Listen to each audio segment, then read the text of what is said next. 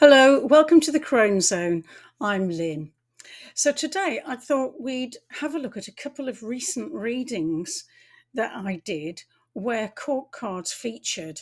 So I thought it might be interesting for you to see the couple of different ways in which you can interpret them. I do have permission to share these, and they're both anonymous.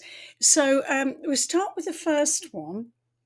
This was a female querent who the question was, what do I need to focus on in my life right now? And this is what came up in the cards. So the first thing I notice here is that there are no major arcana cards.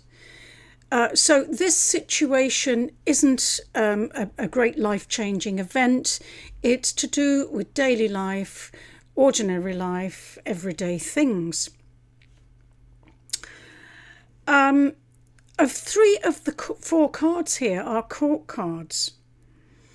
And I had an instant click that the king and queen represented the querent and her husband. So this was an idea that I floated. The king and queen are quite a match for each other.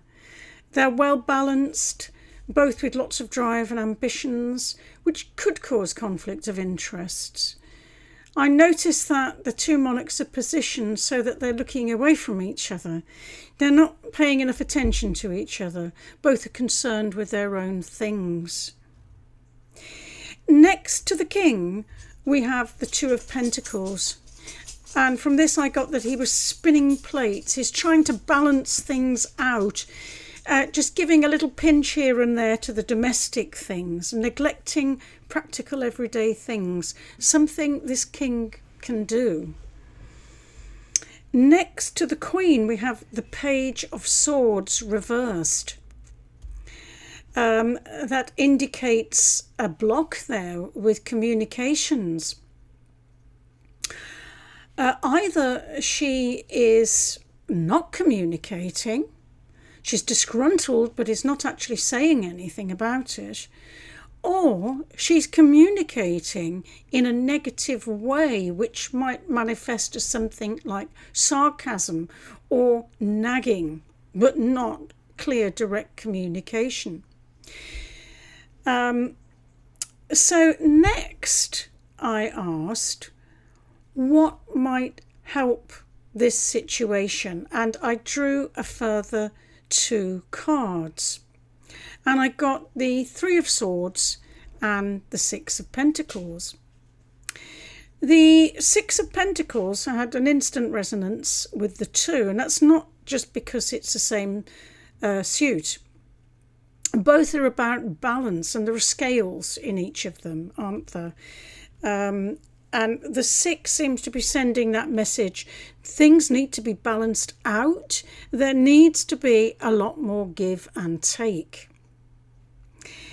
And the Three of Swords, this situation is spoiling their relationship. It's festering and she's not talking about it. So what is the solution? And it appears to be in the hands of the other sword card, the Page of Swords. If we put him back in an upright position and open communication, then maybe she can communicate clearly without the passive aggressive aspects of that reversal. Let the king know he's harming the relationship by not contributing enough time to the home and the domestic sphere. And then hopefully the rightful balance shown by the Six of Pentacles can be restored. So second question was also a female. They do tend to be female, people who consult the cards. And she asked, what will help me achieve my goals? So let's see what came up for that. Now again, for this reading, there are no major arcana cards. So that tells me straight away it's in our hands. It's much easier to act. There are no mountains to climb. And again, we have a court card, the King of Cups. Now, 3 of the 4 cards drawn here are cups. It tells me straight away that this is all about the heart, about emotion, about passion. And this really gets reinforced here because the astrological associations of the cards are especially striking to me. The 7 of Cups is Venus in Scorpio. The King of Cups is ruled by Scorpio. The 6 of Cups is Sun in Scorpio. And in a nutshell, what is Scorpio about? Passion, the heart's desire. Part of the problem then seems to be shown by the first card, the 7 of Cups. This is a tendency to be bedazzled by too many options, some of which are just sheer illusions. They're chasing rainbows. You can't do everything. Your energy will become fractured. That's a clear message from that card.